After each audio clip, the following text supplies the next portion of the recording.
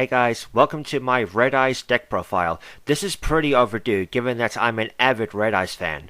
Now there are a multitude of ways to play the deck, which is often seen as one of the archetype's drawbacks. It doesn't know what it wants to be.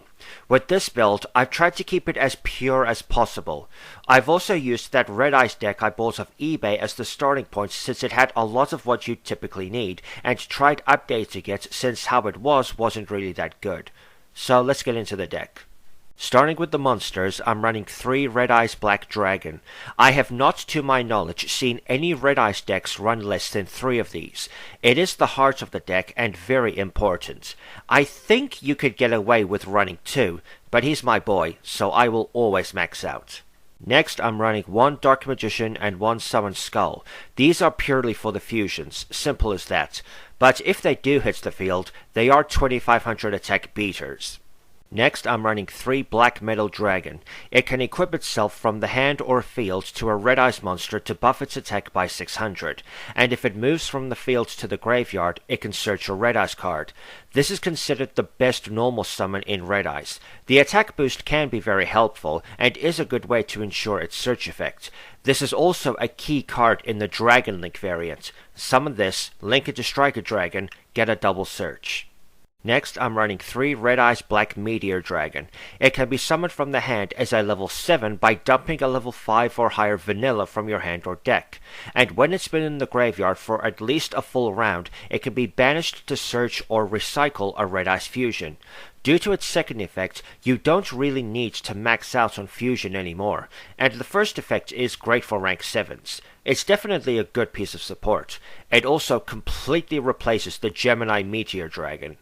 Next, I'm running 2 Red Eyes Alternative Black Dragon. It must first be summoned from the hand by tributing a Red Eyes monster from your hand or field, making it a bit more annoying to summon compared to the Blue Eyes version. And if it's destroyed by battle or an opponent's card effect, it can revive a different level 7 or lower Red Eyes monster. And if the original Red Eyes is revived, its original attack is doubled. This is a clear example of Konami not even trying. At the very least, it should have had its name treated as Red Eyes Black Dragon while on the field. Then you could potentially only run 2 of the vanilla. And while recursion is something Red Eyes likes, giving Alternative a burn effect would have been a lot more fitting, or at least an effect it could use while on the field. Next, I'm running 2 Red Eyes Soul. This is the first Red Eyes hand trap in a sense. Its name is treated as Red Eyes Black Dragon while on the field or in the graveyard, which again should have been on Alternative. It can be sent from the hand or field to the graveyard to special summon a different Red Eyes monster from your hand or deck if your opponent special summons, and it has a built-in Inferno Fire Blast effect, though that can only be used once per duel. It's not terrible, but giving it that hand trap effect was really stupid because no main deck Red Eyes monster has an on-summon effect. Once they're summoned, they're basically helpless. But the burn effect is good if you decide to focus on that specific strategy. Next, I'm running 2 Black Stone of Legend. You can tribute it to summon a level 7 or lower Red Eyes monster from your deck.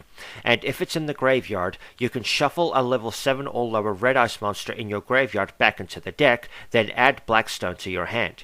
The effects are unfortunately mutually exclusive, but I believe some people say that it would be too good for OTKs if you could use both. I'm pretty sure it's recommended against maxing out on these. Next, I'm running 1 Gearfried the Red Eyes Iron Knights. If it gets equipped with something, you can destroy those equipped cards, then pop an opponent's back row. You can also send anything that's equipped to Gearfried to revive a level 7 or lower Red Eyes monster. It does seem like this would be more of a Vylon or Noble Knights card given the effects, but it's a good way to trigger Black Metal Dragon, and it's used for one of the better Red Eyes fusions. Next, I'm running 1 Red Eyes Black Flare Dragon. When it's, as I call it, Gemini summoned, it can inflict burn damage at the end of any battle phase where it battled, provided it's still on the field. I do have to question why Konami puts Geminis into Red Eyes given how flawed that mechanic is. If you play a burn strategy, it's alright, and it's good for 1 or 2 of the fusions, but that's about it. Next, I'm running one Red Eyes Darkness Metal Dragon. It can be summoned from the hand by banishing a dragon you control, and it can summon a dragon from your hand or graveyard. Back in the day, the first effect had no restrictions, and the second was a soft once per turn. So if you had the resources, you could summon 3 of these, then summon 1 dragon for each. This was definitely what got it limited for the longest time. It wasn't until it got its current errata that it was finally let loose at 3. It's still a good card in its own right, and another key card in Dragon Link. Next, I'm running one Red Eyes Black Full Metal Dragon. It must first be special summoned with the effects of the trap Max Metalmorph by tributing a level 5 or higher dragon.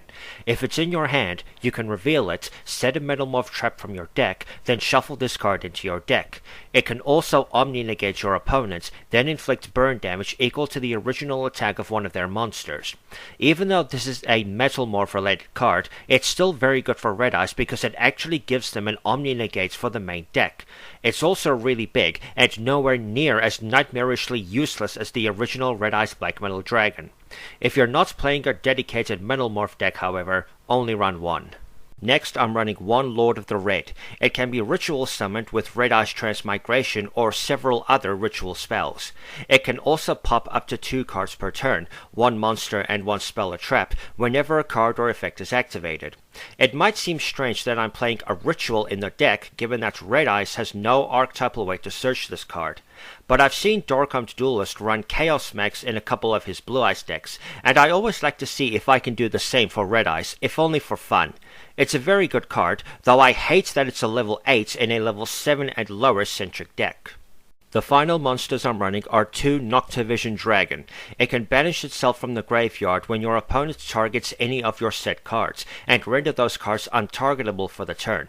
But that effect rarely if ever comes into play compared to the other effects. If any Dark Dragons are special summons to your field, you can summon this card from your hand, and if Nocto is linked off, you can draw a card.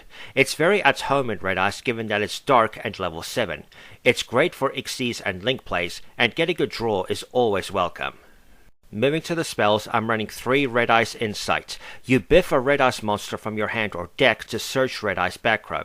This used to be the primary way to search Fusion, and is still one of the main ways, but you can also grab the traps. It's just a shame it can't search back row that includes Red Eyes in the card text.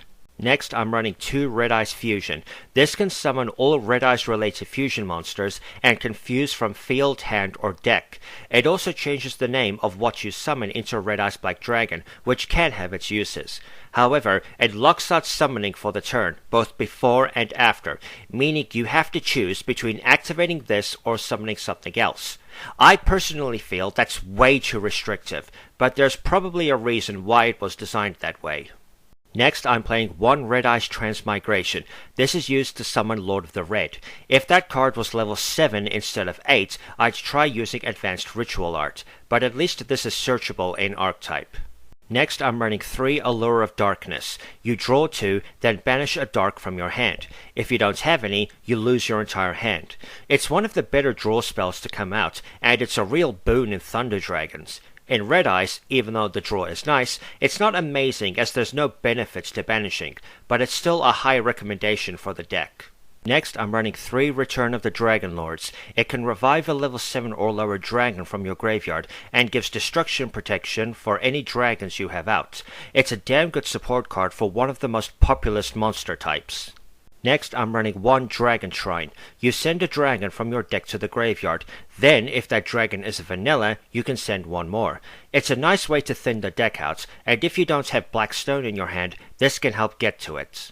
The final spells are 1 Called by the Grave for hand traps, and 1 1-for-1 for more direct access to Blackstone and Black Metal Dragon.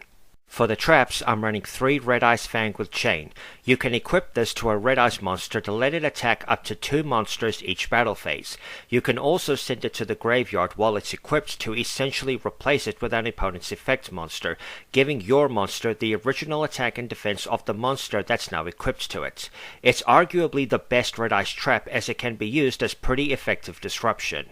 Next, I'm running 1 Red Eyes Spirit. It's a Red Eyes monster reborn. A shame it's a trap since that slows it down, but it can always be used as bait.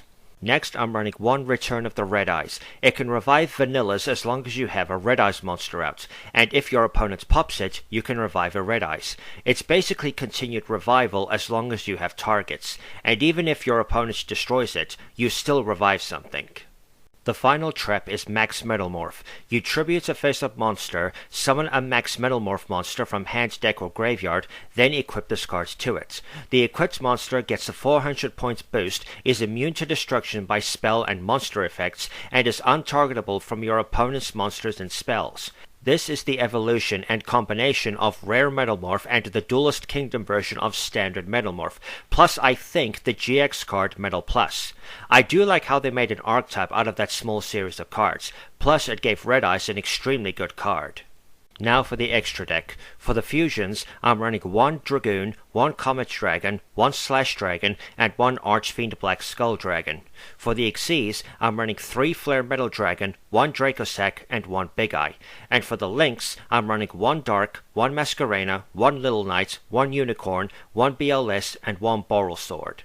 And that's it for the deck. It's saddening how Konami is so reluctant to give Red Eyes even half of the love it gives Blue Eyes. It's pretty much up to fans to design meaningful support, but it's still my favorite archetype and a fan favorite in the community. As always, please rate, comment, and subscribe. Don't forget to follow me on X, consider backing me on Patreon, and remember to stay chilled.